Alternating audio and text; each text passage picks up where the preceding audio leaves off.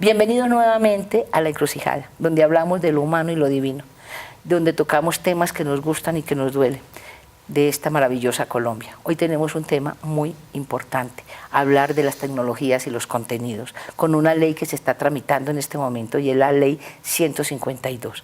Y para esto tenemos un invitado muy especial, experto en el tema de las tecnologías y también con una maestría en pensamiento estratégico. Él tiene PH, maestría y tiene una cantidad de cargos, no solamente de cargos, de estudios, y es más preparado, para resumirles, para no ponerme a leer toda la hoja de vida, más preparado que un yogur. Muchas gracias por haber aceptado la invitación. Bueno, Teresa, muchísimas gracias a ti por esta invitación y qué más importante que poderle contar a los colombianos por estos medios en qué estamos y qué estamos trabajando y qué estamos proponiendo para llevar la tecnología al 100% de la población y para llevar sobre todo la información y los contenidos, que eso es lo que realmente le da valor a la tecnología y nos ayuda a superar los problemas que hoy tenemos los colombianos. Maravilloso, se me olvidaba decirles que en este momento el trasegar de él siempre ha tenido todo lo que es las telecomunicaciones, pero en este momento es viceministro de las tecnologías. Correcto. Bueno, ¿qué es lo que está pasando con la ley 152? Nosotros como sector audiovisual, porque nosotros somos los creadores, los que generamos los contenidos, tenemos a veces unos vacíos muy grandes, empezando porque nosotros nos tenemos que reinventar. O sea, tenemos que reinventar en cuál, no en el contenido en sí, como siempre se ha hablado que el contenido y la forma tienen que ir de la mano. Un contenido sin una forma coherente, estamos perdidos. Entonces, ¿cómo es este mundo y para dónde va? ¿Y qué es lo que dicen que nosotros estamos rezagados? Un poco en esto, porque tengo entendido que a nivel latinoamericano, Colombia es de los países que más ha avanzado en esta línea. Mira, Teresa, yo voy aquí a tocar unos temas muy importantes. Hoy en día nosotros vivimos un fenómeno que podemos resumir, lo comentábamos ahora, es la cuarta revolución industrial. ¿Qué es la cuarta revolución industrial? La cuarta revolución industrial es una forma en la que se llama a los nuevos modelos de desarrollo económico de los países. Es la forma en la que los países empiezan a desarrollarse utilizando la tecnología para todos los que hacen, para la salud, para el transporte, para la educación, para la producción de contenidos, para el consumo de información en las personas. En ese contexto, donde la información y los contenidos es el núcleo, es el corazón de la economía de los países, se hace muy importante poder conectar a las personas y a la sociedad a la información. Y hoy en día, ¿cómo conectamos a las personas a la información y a los contenidos? Por internet, por radio, por televisión. Esos son los tres elementos fundamentales con los que se conecta una sociedad a la información y a los contenidos. ¿Qué le ha pasado a Colombia? Colombia hace 20 o 30 años era un país que empezaba a surgir en el desarrollo tecnológico como todos los países en América y en el mundo. Generó desde la Constitución del 91 una organización del Estado para que el país progresara en esos aspectos. Se crearon unas instituciones, se crearon unas políticas públicas y unas leyes que han venido de alguna manera evolucionando, pero que en su esencia se mantienen en aquella estructura que era muy válida en los 90. La cuestión es que hoy, cuando estamos en un mundo en el que todo depende del uso de la tecnología, Colombia tiene que preguntarse si realmente está a la altura de esos desafíos. Y pongo un ejemplo simplemente. En el año 2007, si uno mira todo el continente americano, todos los países tenían exactamente el mismo nivel de penetración del Internet móvil. No había más de 10 conexiones de Internet móvil por cada 100 habitantes. Es decir, en el año 2007 éramos todos igualitos. 10 años después, 11 años después, cuando uno mira los indicadores, se da cuenta que países como Estados Unidos tienen más de 100 conexiones de Internet móvil por cada 100 habitantes, tienen 130. Países como Chile tienen 92, 94, Perú tiene 75, Bolivia tiene 70, Venezuela tiene 51 conexiones de Internet móvil por cada 100 habitantes. ¿Cuántos tiene Colombia? ¿Cuántos? 48 conexiones por cada 100 habitantes. Es decir, ¿por qué eso? Pasamos de ser un país que éramos iguales a todos a ser hoy un país que está rezagado en el acceso a la información y en la conectividad para todos los colombianos. ¿Eso por qué pasó? Eso pasó porque, como lo decíamos hace un momento, El mundo cambió. La forma en la que se hacen las cosas, la forma en la que se desarrolla la tecnología es diferente, pero la organización de los estados en el resto de América fue cambiando, menos en Colombia. Nos quedamos atrasados en hacer unas reformas estructurales que nos permitiera avanzar de la misma manera que nuestros padres, que nuestros amigos en América Latina avanzaron. Pero eso solo con el Internet. Hablemos rápidamente de televisión. ¿Qué le pasó a la televisión? Mire. O el audiovisual. Porque Porque los ahora hablamos contenidos. del audiovisual, que son los contenidos Efectivamente. que van por ahí. Pero hablemos rápidamente de los medios públicos. Mire, en los últimos 4 años la televisión pública ha perdido recursos, en un 12 a un 13%. En radio, más de 400 municipios en el país carecen de emisoras comunitarias. Más de 9 millones de colombianos no tienen acceso a medios de comunicación local en las regiones. Y si uno habla de que el acceso a la información y a los contenidos es el elemento fundamental para el desarrollo de los países, pero hoy tenemos a la mitad de la población sin acceso a esto y sin las herramientas para conectarlos, pues ¿qué desarrollo nos espera en el futuro? ¿Por qué dices que ha bajado la inversión? O sea, ¿por qué bajó que piensas que ha bajado la inversión en la NTV o lo que es ahora la NTV? Eso es un punto muy importante. ¿Cómo funciona el financiamiento de los medios públicos en Colombia? Específicamente de la televisión, que de la mano de la televisión va la producción de contenidos audiovisuales. Que es lo que hacemos nosotros. Efectivamente. En Colombia, que es un caso muy particular, se nutre de recursos de la industria privada de televisión, de los operadores de televisión abierta, de televisión por suscripción, de los operadores comunitarios. Y nosotros, como Estado, les cobramos a ellos una tasa de contraprestación que va por usuarios y por ingresos.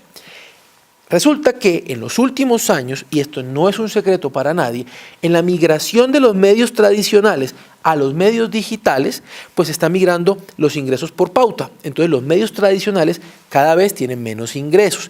Como tienen cada vez menos ingresos, la torta, si me lo permiten expresar así, sobre la cual nosotros cobramos esa contraprestación a la industria privada, es más pequeña.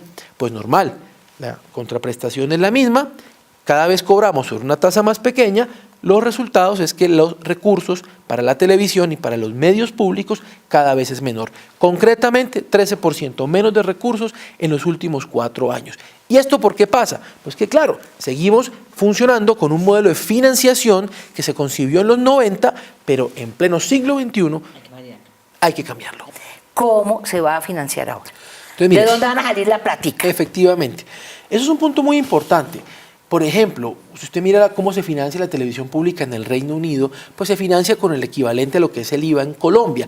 Lo que pasa es que preguntémosle a los colombianos si queremos todavía un IVA más alto para poder sostener nuestra televisión, que es muy importante, y nuestros medios públicos. Aquí lo que planteamos es algo diferente. Miren, hoy en Colombia hay 2 fondos de servicio universal. El Fondo de la Televisión, que hoy es administrado por la Autoridad Nacional de Televisión, que cada vez tiene menos recursos porque depende de un mercado que cambió, pero nuestras normas no lo reconoció. Y el Fondo de las TIC, que es un fondo más próspero porque depende de todo el ecosistema digital. Es un fondo que tiene una proyección financiera a más largo plazo y más estable. Y va a ir creciendo. Y va a ir creciendo. Para que nos hagamos una idea, el Fondo de la Televisión maneja en promedio hoy unos 220 mil millones de pesos. Y de eso se nutre la televisión pública y algunos recursos muy pequeñitos para los productores que la Autoridad Nacional de Televisión ha financiado en los últimos años. Y el fondo de las TIC es un fondo que maneja en promedio de 900 mil millones de pesos a 1 billón de pesos. Y si logramos conectar a todos los colombianos, es un fondo que cada vez va a ir teniendo más recursos. Sencillo. Acá lo que proponemos es fusionar los 2 fondos, convertirlos en uno solo con una tasa de contraprestación a todo el ecosistema digital, que es mucho más fuerte, que es mucho más proyectado, que tiene una mejor proyección financiera, y anclar ahora, depender los recursos de la televisión de un fondo que tiene 200 mil millones hoy a un fondo que podría tener entre 1 y 1.2 billones de pesos al año. Pero ahí viene una cosa, que ese de los 200 es solo para contenidos audiovisuales. El de los billones va ¿para dónde? Para todo el mundo. para toda la cadena de valor. Ah, entonces Pero ya no son los 200 que queremos. Pero esa pregunta es muy clave. ¿Cómo es? Porque en este proyecto de ley lo que hacemos nosotros es decir, mire, se va a destinar primero para la televisión pública los recursos más altos desde la creación del FONTV, que fue en el 2012. Se va a indexar por la variación del IPC y se va a establecer una fórmula donde todos los años, primero se le establece un piso mínimo, por ley, con lo cual los recursos no van a volver a bajar y año a año van a ir incrementando. Es decir, en el peor de los casos, la televisión pública va a recibir el máximo valor de los últimos 5 años, pero eso no es lo único que hacemos en el proyecto de ley. En el artículo 22 de este proyecto de ley, que es donde están escritas las funciones uno a uno de qué debería financiar este fondo, se adicionaron unas funciones también muy importantes. Una, recursos adicionales, concursables para los canales regionales. Siguen los canales regionales, Claro o sea, que sí. no desaparecen del mapa No, como al se contrario. pensaba, que los van a acabar, que se van a acabar, porque eso es gravísimo si eso Al contrario, pasara. si quieres, ya tocamos ese tema Ahorita rápidamente. vamos a hablar de la televisión pública Pero en concreto. como lo que buscamos es fortalecer el ecosistema digital en toda su cadena de valor, no se nos puede olvidar quiénes producen los contenidos. Nosotros. Efectivamente. Y que nos hemos especializado. Quiero aclarar eso, que no es todo el mundo, porque es que hay televisión, toda la televisión es pública, entre comillas, ahora hablemos del audiovisual, y hay de contenido público que compete al alma de un país y de interés comercial, como son la televisión abierta, que es cuantitativa y nosotros somos cualitativos. Claro. Entonces, mire, en ese proyecto de ley se agrega el numeral 3 Sí. del artículo 22, que establece la posibilidad a este fondo de financiar contenidos a empresas colombianas ¿Cómo y quedó? se restringe a compañías colombianas. Y en este proceso, Pero compañías netamente colombianas. netamente colombianas, en este proceso Mira. hay que reconocer eso, en una mesa de trabajo con productores, con el Congreso de la República, pues se llegó a un consenso sobre una mejora a ese numeral en el que se priorizan, y así debe ser, las MIPYMES, porque no se nos olvide que este proyecto es un proyecto de equidad, y la equidad va de empujar al que está más abajo, al más pequeño, que es el que requiere más ayuda. ¿Cómo verán? ¿Qué queremos nosotros con este proyecto de ley? Primero, desarrollar contenidos de calidad. Segundo, garantizar el funcionamiento de nuestros medios públicos en el largo plazo. Mire, para nosotros sería muy fácil hoy cruzar los brazos y no hacer nada. Y probablemente en este gobierno no pasaría nada. Si uno proyecta todavía una crisis de financiación de los medios públicos, en este gobierno no llegaría. Y uno podría evitarse dolores de cabeza y no hacer nada. Pero eso es un gobierno responsable. Y la orden que nos da el presidente Duque es pensar en el largo plazo, en que por primera vez Colombia genere políticas públicas de Estado que garanticen el funcionamiento de nuestra nación en el largo plazo. Y precisamente lo que hacemos acá es garantizar los recursos para que dentro de 6, 7, 8 años todo esto siga existiendo sin ningún problema. Y el tercer elemento que buscamos en este proyecto de ley es conectar al 100% de la población, encontrar los recursos para conectar al 100% de la población al Internet, a la televisión y a la radio. La idea es que tengamos propuestas de contenidos y no que la cosa se vuelva con la persona de turno, no, que ahora se nos ocurre, como vio uno, no voy a dar nombres, que vamos a trabajar los pajaritos verdes cuando el país estaba volviendo nada y todos los muchachitos del campo matados por venir a las ciudades a engrosar los cordones de miseria. ¿A qué? En vez de lo que tú dices, que la tecnología llegue allá, que les llegue a ellos cómo pueden trabajar, cómo hacerlo, y nosotros con propuestas audiovisuales. ¿Esto va a ser constante todo el tiempo? Eso es una La pregunta, generación de contenidos, es ¿cómo una va a ser pregunta eso? clave, Teresa. Mira, si esto es algo de momento, algo de turno o no. ¿O cómo va a ser? Entonces, permíteme que yo te cuente con un ejemplo y un dato concreto. Este año, el gobierno nacional, el gobierno del presidente Duque, ha transferido o ha dispuesto de casi 30.000 millones de pesos para la televisión pública. Es el presupuesto más alto en toda la historia del país entregado por el Ministerio de las TIC. Y es mucho más del doble que todo el presupuesto sumado de los últimos 3 o 4 años que el Ministerio ha aportado para la televisión pública. Eso es una muestra de la voluntad y y de la apuesta que tiene este gobierno por el fortalecimiento en la producción de los contenidos y los medios públicos. ¿Alguien garantiza que esto pase el año que viene, dentro de 2, dentro de 3, dentro de 4? Hoy en el marco legal nada lo garantiza. Es una muestra de la buena voluntad. ¿Qué pasa en este proyecto de ley? Se escriben esas funciones al fondo de TIC que administrará el Ministerio de TIC.